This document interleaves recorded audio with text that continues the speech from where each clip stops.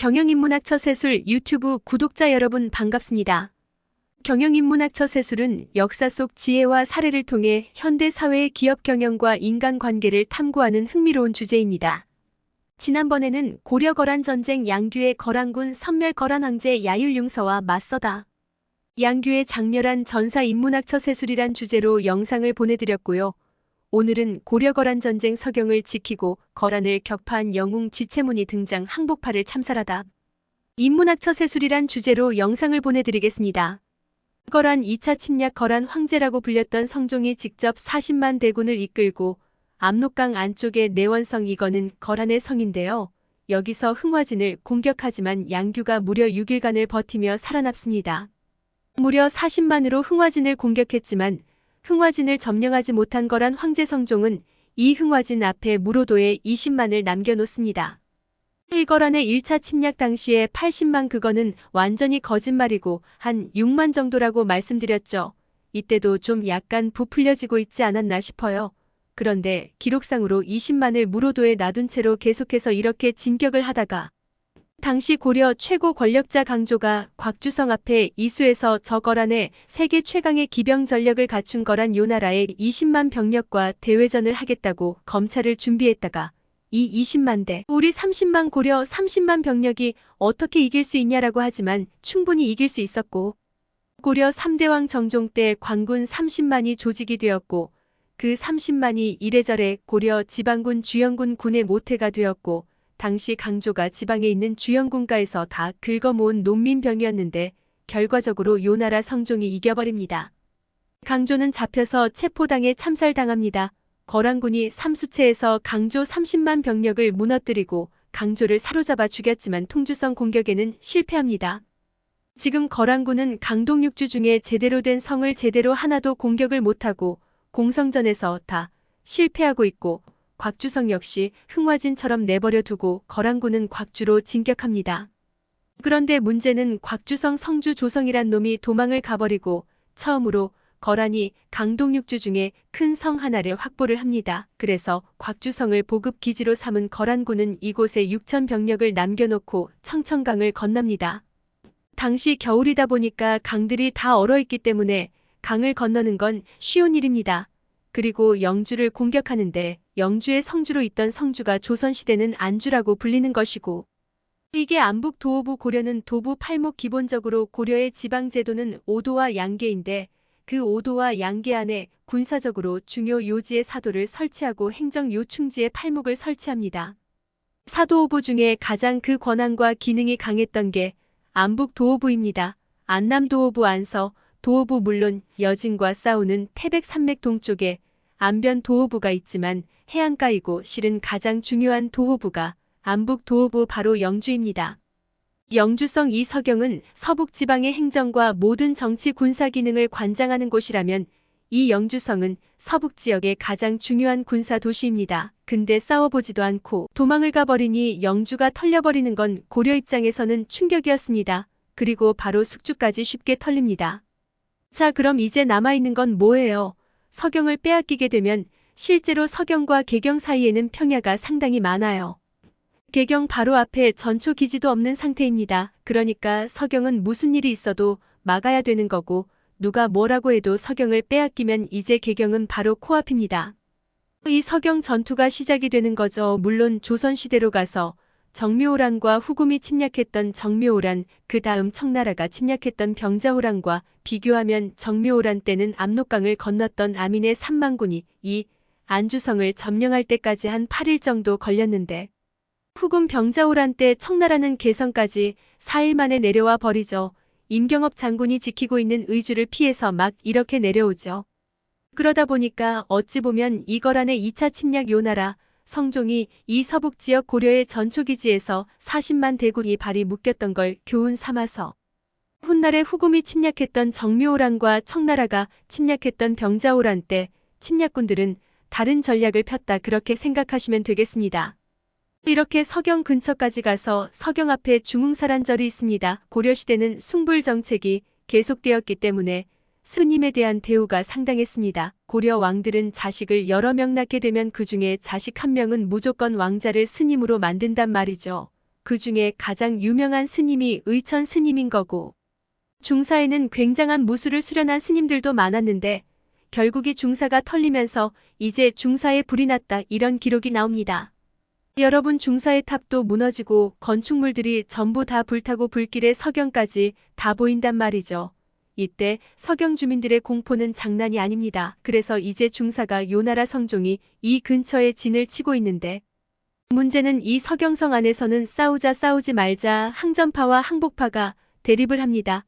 근데 당시 서경의 유수가 누구였는지는 정확히 알 길이 없습니다. 기록이 없습니다. 그러나 서경의 부유수인 인물은 완벽하게 기록이 나옵니다. 근데 이 부유수 원정석이 항복을 주장했다는 건 항전파 싸우자고 했던 사람들을 당시 부유수가 먼저 제거한 거 아닌가라는 해석을 하게 됩니다. 그리고 해석하기에 따라서 이 원정석은 어찌 보면 서경 주민들의 지지를 받고 있는 인물이다. 그렇다면 당시 서경의 책임자 유수는 중앙에서 파견된 고위 관료였다, 이렇게 해석을 해볼 수가 있죠. 자, 그런데 지금 개경에 잠깐 좀 내려가 보겠습니다. 개경에 있는 현종 입장에서는 흥화진이 어찌 되었는지 잘 모르겠는데 강조가 삼수채 전투에서 패했다는 것 자체가 너무나 큰 충격이어서, 그리고 영주와 숙주까지 점령당했다는 이야기를 듣는 입장에서 만약에 서경을 빼앗기게 되면 개경까지는 지척이고 그냥 막 달려 내려오기 때문에 현종 입장에서 서경을 방어해야만 합니다. 그러면 서경에 보낼 수 있는 군대가 없지. 30만 병력이 삼수채에서 강조와 함께 패배를 했지만 30만 명이 다 죽진 않았습니다. 거란이 죽였던 고려 군대가 한 3만 명 정도 되는 걸 보고 있으면 27만 명은 패잔병이죠. 그 패잔병들이 여기저기 성에 들어가 있지만 이들 가지고 거란의 주력을 요격하기는 힘든 거고, 또 거란 군대가 지금 서경에 더 가까이 있는데 후방의 군대를 빼가지고 거란의 방어선을 뚫고 서경까지 들어와서 방어하기는 사실상 불가능하고, 그럼 누굴 불러야 되겠습니까? 여러분, 서북면하고 동북면이 있습니다. 이 서북면은 거란과 싸우는 고려 군대들이고 동북면에 있는 군대는 여진과 싸우는 군대입니다. 당시 고려는 여전히 여진과 사이가 좋지 않습니다. 여진과도 끊임없는 전쟁을 하고 있습니다. 이 동북면에 도순검사가 탁사정이라는 인물이 있었고, 그 다음 당시 고려의 중랑장 지체문이라는 인물이 있습니다. 이 둘에게 현종이 명령을 내립니다. 일단 여진이 국경을 넘어서 침략하더라도 그건 몇천 명 수준일 테니까 내려오라고 합니다. 여러분, 서경으로 누가 왔다고요? 지체문이 왔어요. 아니, 근데 지체문이 서경까지 왔는데 서경 부유수 원종석이 성문을 안 열어줘요. 미쳐버리죠. 근데 조작이라 인물이 지체문에게 성문을 열어줘서 들어갑니다. 그런데 문제는 서경 앞에까지 왔던 거란 성종에게 항복 문서가 왔겠죠. 현종이 머리를 쓰는데요. 이제 서경을 도륙하지 말고 그 지역의 백성들을 약탈하지 않고 그대로 계시면 항복을 하겠습니다. 그리고 내가 당신에게 친조를 하겠다. 내가 당신 앞에 가서 무릎을 엎드려서 절을 하고 당신의 신하가 되겠습니다. 라고 하니까 거란 황제 성종 입장에서도 이게 너무나 바라는 일이잖아요. 서경을 약탈하지 말거라. 그리고 서경이 항복을 하거라. 너희 왕이 항복했다고 알리거라. 그래서 실제로 삼수채 전투에서 강조의 부하로 패했던 장수 중에 노이라는 장수를 유경이라는 신하와 함께 이 서경으로 들여보냅니다.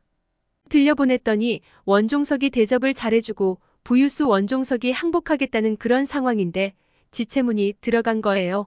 지체문이 들어가서 봤더니 원종석이 항복해서 거란의 개가 돼버리고 노이라는 장수를 대접하고 있었습니다. 그렇다 하더라도 지체문이 아무리 무력이 세도 기본적으로 서경의 주민들은 원종석을 지지하고 있었기 때문에 서경 주민들 입장에서는 동북면에서 군대를 끌고 온 지체문은 이방인입니다. 그러니까 이러지도 저러지도 못하고 있고, 실제로 서경이 항복한다고 하면서 배신자 노예 거란의 사신 유경이 빠져나가서 요나라 성종에게 알리려고 할 때 서경 성문 앞에 지체문이 부하들을 숨겨놓고 있다가 저들을 사정없이 죽여버립니다. 그래놓고 항복파와 항정타가 서경에서 계속 대립하고 있을 때 동북면의 도순검사 탁사정이 대군을 이끌고 평양성에 들어옵니다. 상황은 반전되어 이제 항복파 죽어야죠.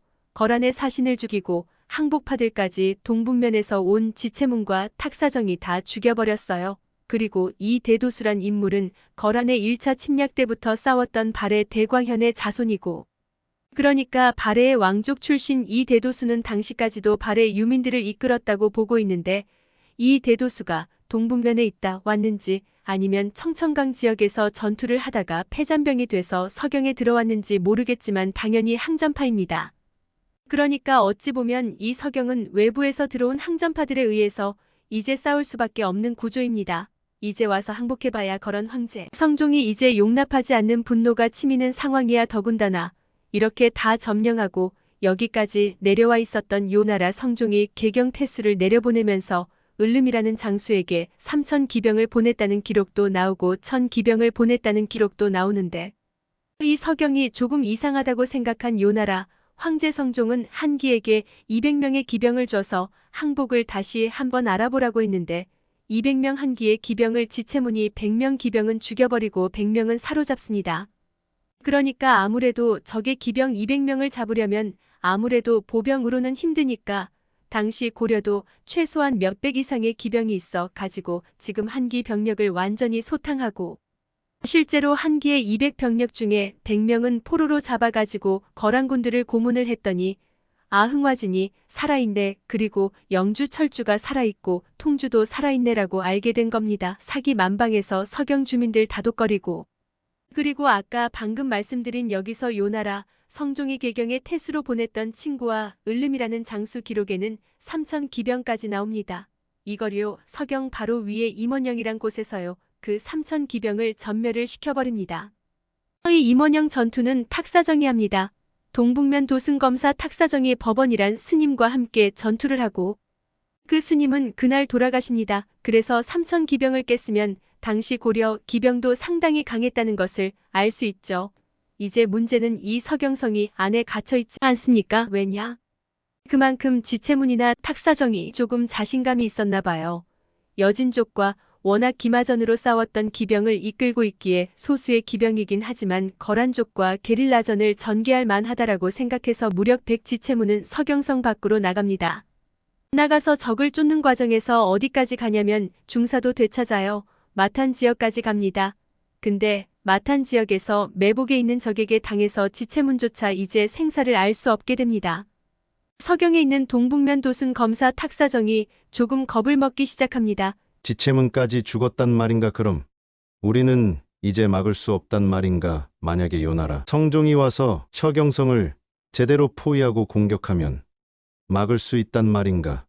실제로 진짜 언제부터 이렇게 공포감이 도순 검사 탁사정에게 생겼는지 모르겠지만 탁사정이 발해 유민을 이끌고 있었던 당시 고려 대장군 대도수를 부릅니다. 거란의 병력이 절 옆에 성종과 함께 있는데 탁사정이 대도수에게 장군은 성문동 쪽으로 나가서 적을 교란하라. 그럼 여기 적이 있는 거란군들이 와 적이다 하고 출몰할 때 내가 대군을 이끌고 성문을 나가서 거란의 황제 성종을 잡겠다. 대도수는 미끼가 되어다오. 라고 명령을 합니다. 대도수는 죽음을 무릅쓰고 그 작전을 감행하겠다고 하고 성 밖으로 군사를 이끌고 나갑니다. 그러나 탁사정은 대도수의 군사들을 사지로 몰아넣고는 자신의 군사들과 도망을 쳐버립니다. 비겁한 탁사정의 농단에 대도수는 거란 황제의 대병에게 사로잡히고 맙니다. 자, 이제 서경 입장에서 한번 생각을 해봅시다. 서경성 유수가 있었는데 중앙관료인 원종석 부유수가 항복파가 항전파 유주지사를 먼저 죽였습니다. 그런데 지체문과 탁사정이 오면서 서경을 이끌었던 원래 서경 사람들이었을 것 같은 호족들 원종석을 비롯한 이 항복파들을 죽였습니다. 그럼 동북 세력이 와서 서경을 지켜보겠다고 했죠. 근데 지금 탁사정은 이렇게 도망을 쳐버렸습니다. 지체문은 마탄가 가지고 죽었지 살았는지 알 수가 없습니다. 발해 유민을 이끌었던 대도수가 사로잡혀 버렸는데 서경은 누가 지켜? 그런데 서경은 항복할 수도 없어. 이제 항복하면 기존의 라인들 소문 들어서 알고 있잖아요. 애 어른까지 잔인하게 죽여버려 싸우자니 젊은 장수들 연대장 이상은 다 죽었고 대대장급 장수들이 조원과 강민첨 이런 장수들만 모여있는데 이 조원과 강민첨이란 장수는 나중에 귀주 대첩 때까지 굉장한 공을 세우는 장수들입니다. 조원을 평양성 유수격으로 스스로 그렇게 유수라고 생각하고 용감하게 막아냅니다. 그런데 실제로 이 조원과 강민첨이 서경 평양 주민들과 몇 날 며칠을 싸웠는지는 정확하게 알 수가 없습니다. 많이 싸워봐야 하니 3일 적게 싸웠으면 하루 이틀밖에 안 싸웠을 수도 있습니다. 항복을 종용하고 거란군이 포위하고 있었을 수도 있습니다. 그러나 하여간 서경성은 점령당하지 않고 있습니다. 그런데 갑자기 거란족 입장에서는 청천날벼락 사건이 벌어진 것인데요. 자신들이 그래도 제대로 된 유일한 보급기지가 곽주 영주 숙주인데 곽주에 6천 병력 남겨놓고 무로대에 있는 병력도 여기 20만 있는데 뭐 20만 중에 몇만은 살짝 뒤로 빠졌는지도 모르겠지만 더군다나 여기는 군량 보급 기지대 후방인데도 불구하고 누군가가 나타나서 이 곽주성을 작사를 내버리고 거란과 고려의 전세가 역전되기 시작한 것이었습니다. 경영인문학처 세술 유튜브 구독자 여러분, 오늘은 여기까지입니다. 계속적으로 경영인문학처 세술이란 주제의 영상으로 보내드리겠습니다. 이 영상이 유익하셨다면 구독과 좋아요 꼭 눌러주시면 감사하겠습니다. 다음 영상에서 또 만나요.